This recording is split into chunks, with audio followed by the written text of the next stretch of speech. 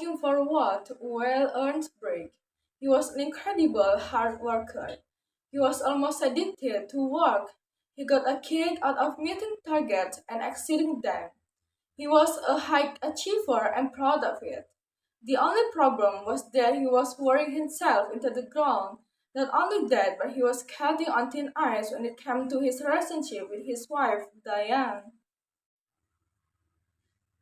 Diane was a pharmacist and worked retail hours. She realized her work and found great satisfaction in helping and advising people as much as she could. Of course, like any job, it came with its frustration, but overall, she enjoyed her work and the sociable working hours. Diane treasured her weekends doing exciting new things with her friends and when he was free from work commitments, Joel.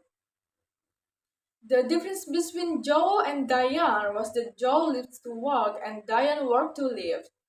For Diane, it was imperative that she enjoyed her free times. She didn't want to think about work when she wasn't there.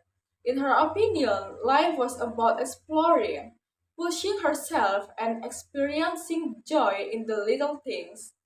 Joel worked for a publishing company and felt under pressure to help the authors he represented as much as he could. This meant long, tiring, arduous day on the telephone, at meetings, and musing at the working event across the city. Due to Joel's long, unsociable working hours, the amount of quality time he and Diane spent together was slowly diminishing. They were like ships passing in the night, often when they did steal a moment together. They would talk about mundane things like the washing, grocery shopping, or bills. The romance was fading before their very eyes. Diane and Joel met through friends and hit it off instantly.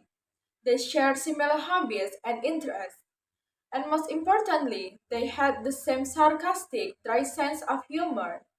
They made each other howl with laughter. The laughter had disappeared in recent months as work has consumed Joel's life. Diane had tried to speak to him about it, but he didn't see a problem. He wanted to succeed in his role, so they could have the finer things in life. But Diane wasn't interested in that. Diane wants to earn enough money to do fun things and spend quality time with the people she loves. She didn't care about showing off or keeping up with the Joneses. Diane was beginning to wonder whether George cared more about his role at the publishing house than he did as her husband. Diane felt as though she was fading into the background. She had become invisible.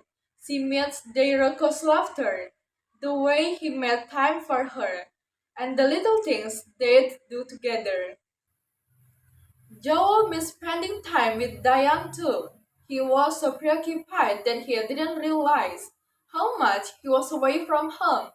He adored his work and felt like he was making a difference. But at what cost?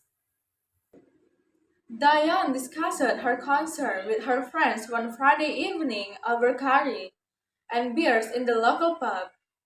Her friends were an elected group of inspiring people she'd met over the years. And although they were incredibly different, they got on like a house on fire.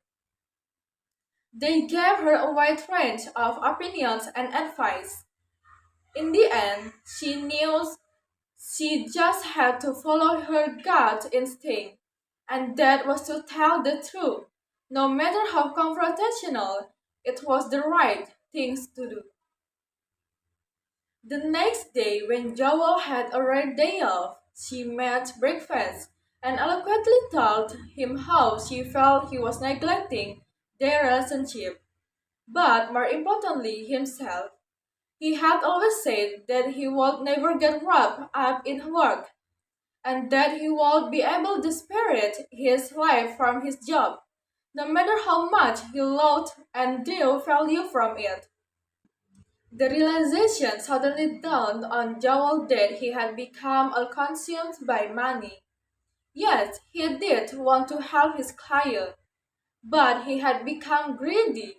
He wants more commission and higher status and work.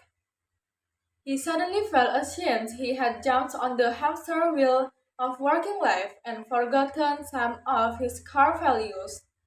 He took a step back and reevaluated what he had been doing. He didn't want to lose the one of a kind relationship that he shares with Diane. He concluded that he could still be a hard worker, but that didn't have to jeopardize the good things in his life. He needed to remember that he was replaceable at work, but he will never be replaceable to Diane and their family and friends. He was an integral part of their lives, and they met him.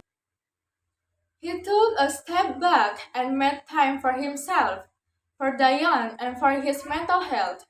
Work was one of his passions, but it didn't become his life.